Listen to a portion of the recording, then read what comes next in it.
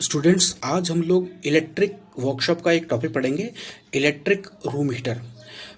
इसके अंदर हम पढ़ेंगे कि इलेक्ट्रिक रूम हीटर का कहाँ कहाँ उपयोग होता है, कहाँ कहाँ यूज़ होता है, इसके डिफरेंट पार्ट्स कौन कौन से होते हैं, इसमें किस किस तरह के फॉल्ट आते हैं, उन फॉल्ट्स को हम लोग किस तरह से पहचानते हैं, पहचानने के बाद में उन फॉल्ट्स को किस तरह से रेक्टिफाई किया जाता है, किस तरह से फॉल्ट को दूर किया जाता है, ताकि आप इलेक्ट्रिक रूम हीटर को बहुत ईजीली, बहुत सेफली यूज़ कर सकें। और फिर हम लोग पढ़ेंगे इसको यूज़ करते हुए इसमें क्या क्या सावधानियाँ आपको, प्रिकॉशंस आपको रखनी पड़ती हैं, उनके बारे में हम पढ़ेंगे। तो स्टूडेंट्स, आज हम लोग इस टॉपिक को स्टार्ट करते हैं, इलेक्ट्रिक रूम हीटर। सबसे पहले आप देखें कि इलेक्ट्रिक रूम हीटर का उपयोग सर्दियों में कमरे को गर्म करने के लिए किया जाता है।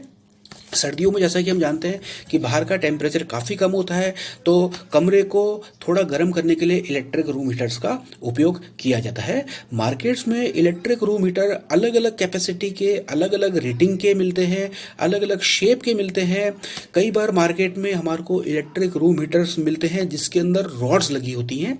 किसी रूम हीटर में एक रॉड होती है, किसी रूम हीटर में दो रॉड होती हैं। अगर आपको कमरे को कम गर्म करना है तो आप एक रॉड को ऑन कर सकते हैं, अगर आपको कमरे को ज़्यादा गर्म करना है तो आप दो रॉड्स का उपयोग कर सकते हैं। कई बार मार्केट में मिलने वाले रूम हीटर्स के अंदर फैन भी लगा होता है। फैन के कारण जिस कमरे को आपको गर्म करना है उस पूरे कमरे में एक समान गर्म हवा फैलती है, जिससे कमरे का टेम्परेचर पूरा एक समान हो जाता है। तो हमारे यूज़ के हिसाब से मार्केट में अलग अलग तरह के रूम हीटर्स अवेलेबल हैं। हमारी चॉइस क्या है, हमारी किस तरह की एप्लीकेशन है, उसके हिसाब से हम एक प्रॉपर इलेक्ट्रिक रूम हीटर का सिलेक्शन करके अपनी ज़िंदगी को कंफर्टेबल कर सकते हैं। तो अब हम लोग इसका सेकंड पार्ट पढ़ेंगे। इलेक्ट्रिक रूम हीटर के अंदर डिफरेंट पार्ट्स इसके जो होते हैं उसका हम अध्ययन करेंगे। सबसे पहले आप देखें, इसका जो बाहरी आवरण होता है उसको हम लोग बोलते हैं इलेक्ट्रिक रूम हीटर की बॉडी। ये बॉडी इसकी जो होती है ये आयरन की बनी होती है। इलेक्ट्रिक रूम हीटर की बॉडी जंग ना खा जाए इसलिए हम इसको कई बार पेंट कर देते हैं, और अच्छा सुंदर दिखने के लिए कई बार इसकी बॉडी को हम निकेल पॉलिश भी कर सकते हैं।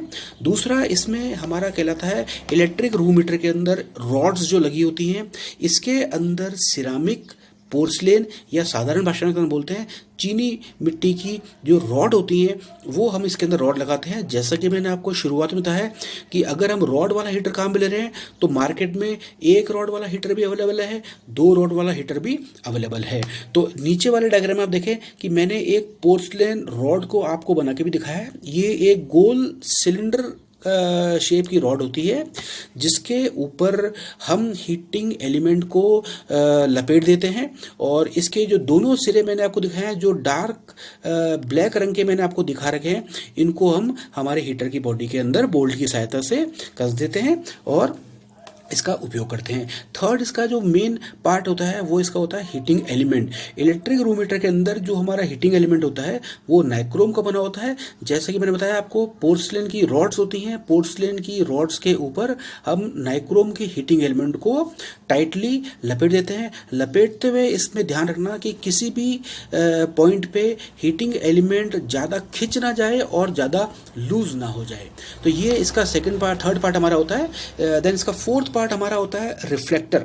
जो हमारा इसमें रॉड्स लगी होती हैं, पोर्सलेन रॉड्स जो लगी होती हैं, पोर्सलेन रॉड्स के पीछे हीटर की बॉडी के अंदर और पोर्सलेन की रॉड के पीछे एक हम रिफ्लेक्टर लगाते हैं। रिफ्लेक्टर का मेन यूज़ ये होता है कि जो भी हीटिंग एलिमेंट से गर्मी पैदा होती है वो रिफ्लेक्टर से टकरा करके आगे की तरफ निकलती है और हमारा कमरा इजीली गर्म होता है, हमारी हीट इसमें ज़्यादा वेस्ट नहीं होती।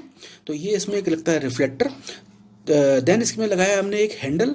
हीटर को एक कमरे से दूसरे कमरे पे ले जाने के लिए या एक जगह से दूसरी जगह पे ले जाने के लिए इसके अंदर हम एक हैंडल लगाते हैं, जो हैंडल इसकी बॉडी के ऊपर स्क्रू या बोल्ट की सहायता से कसा जाता है। ये हैंडल आपका बेकलाइट या एबोनेट का या किसी एक और इंसुलेटिंग पदार्थ का लगा होता है।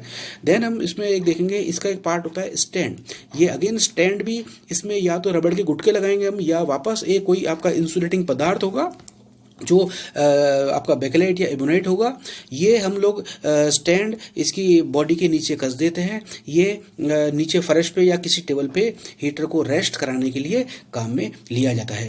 देन इसमें एक हम लगाते हैं cable. Heater electric room heater में आप ध्यान रखें कि जो हम इसमें केबल लगाते हैं वो जनरली जो मार्केट में उपलब्ध होती है कॉटन कवर्ड केबल जो होती है, जिसके ऊपर धागे की पूरी एक लेयर चढ़ी होती है, वो हम इसमें लगाते हैं। क्योंकि इलेक्ट्रिक रूम हीटर जनरली हम कमरे में लगाते हैं, तो गलती से हमारा इसकी बॉडी पे हमने जो केबल कनेक्ट कर रखी है, हमारा अगर केबल कहीं हमारी क्रैक हो जाए या कुछ हो जाए तो उस पर हमारा हाथ ना लगे, इसलिए हम क्या करते हैं कॉटन कवर्ड केबल को इसमें प्रीफर करते हैं।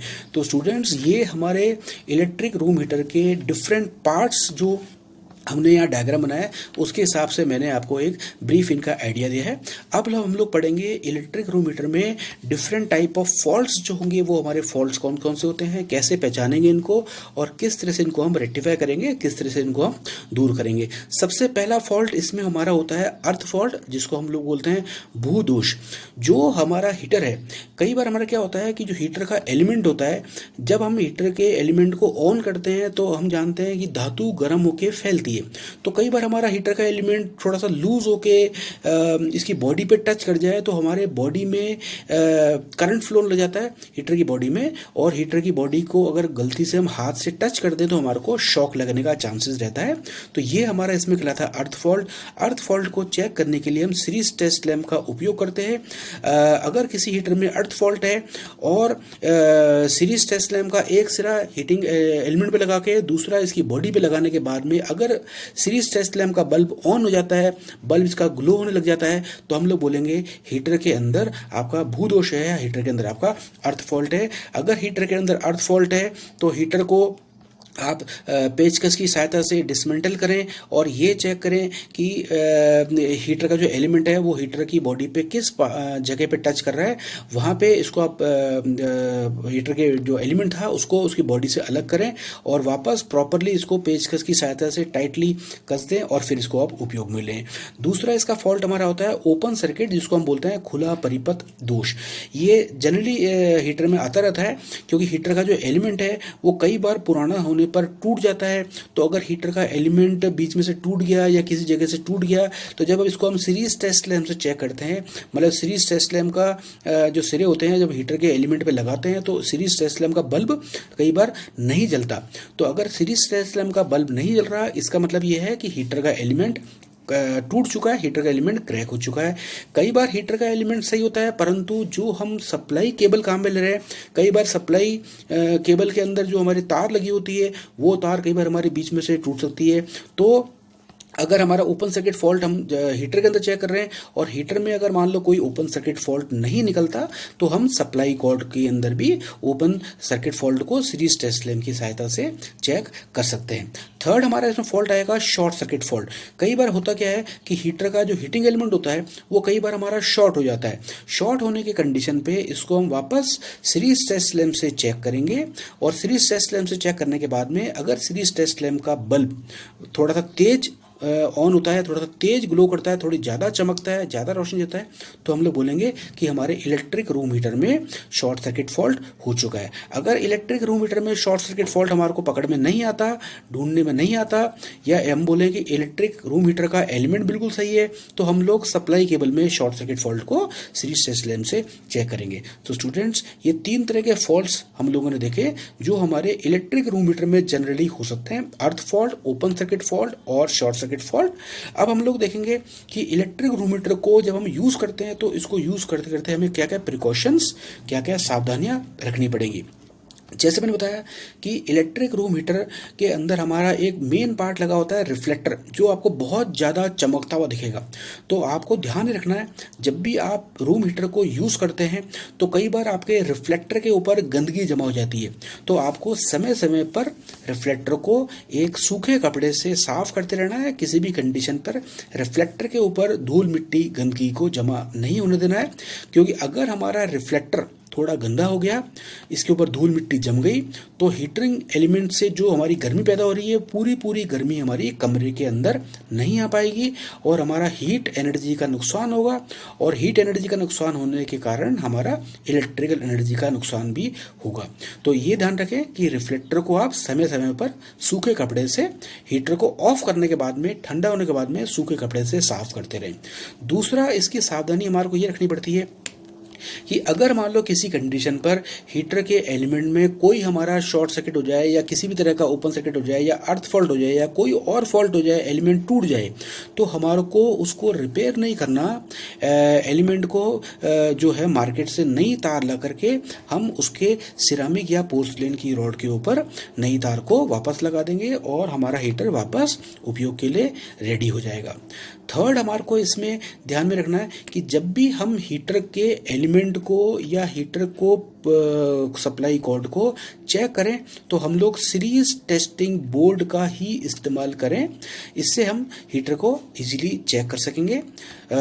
एक इसमें महत्वपूर्ण सावधानी ये रखनी पड़ती है कि अगर सपोज कोई फॉल्ट आने के बाद में हमें हीटर को खोलना पड़ जाए, हीटर को डिसमेंटल करना पड़ जाए, तो आप इसके लिए एक प्रॉपर साइज का, प्रॉपर लंबाई का पेचकस काम में लेंगे, ना कि कोई नुकीली चीज़ जैसे चाकू वगैरह काम में लेंगे। कई बार जल्दी जल्दी में होता यह है कि हमारे घर पे पेचकस नहीं मिलता तो हम लोग किचन से चाकू निकाल करके या कोई और नुकीली चीज़ निकाल करके हीटर को खोलने लग जाते हैं। तो ये स्टूडेंट्स, ये चीज़ आप भूल के भी ना करें, क्योंकि इससे आपको चोट लगने की संभावना ज़्यादा रह सकती है। तो इसके लिए आप हीटर को डिसमेंटल करने के लिए या असेंबल करने के लिए, दोबारा कसने के लिए आप एक प्रॉपर साइज और प्रॉपर शेप का पेचकस उपयोग में लेवें।